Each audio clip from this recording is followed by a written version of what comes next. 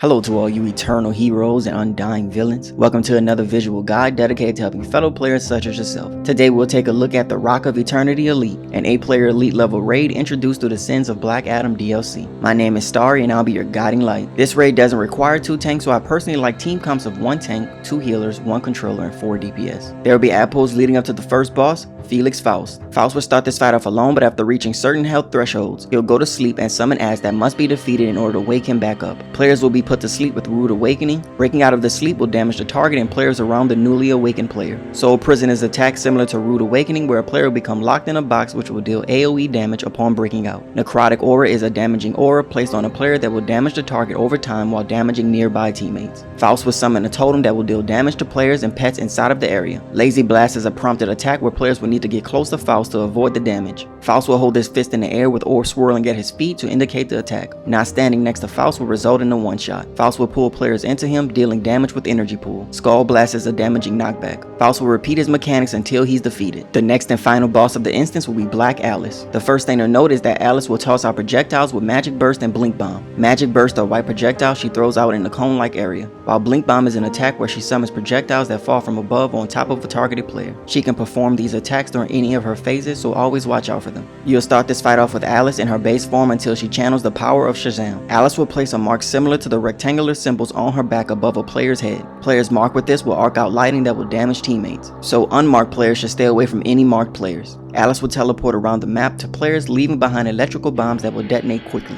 Quickly roll out of the way if she teleports on you or near you. Alice will lift her arm up, shooting out tiny orbs that will sit on the ground. Touching one or being nearby when they explode will deal massive damage to hit players. Alice will charge up similar to how it looks when using the ability Word of Power, and deal massive AoE damage with Shazam. Block while she's performing this attack to reduce the damage. Alice's second phase will begin once she channels the power of Dr. Fate. Her animations for attacks won't change. Anubis Cage is similar to Soul Prison during a FAUST fight. Breaking out will deal damage to nearby teammates. Alice will add another projectile attack to her belt with Arcane Grenade. She'll toss out projectiles that will explode after a short time or once they hit a player, dealing massive damage. Alice will teleport around the map similar to her Shazam phase, but this time she will leave behind Ankh Bombs that will explode after some time. She can also target a player and place an Ankh Bomb at their feet, so be on the lookout. Once Alice reaches around 30% health, she'll combine the powers of Shazam and Dr. Fate. During this phase, she'll keep the same animations as she's always had, but now she'll perform both versions of her attacks. So for example, when she teleports around to perform Ankh Bomb, she'll also leave behind the electrical bombs. And when she performs Shazam, expect her to use Dr. Fate attacks at the same time and so forth.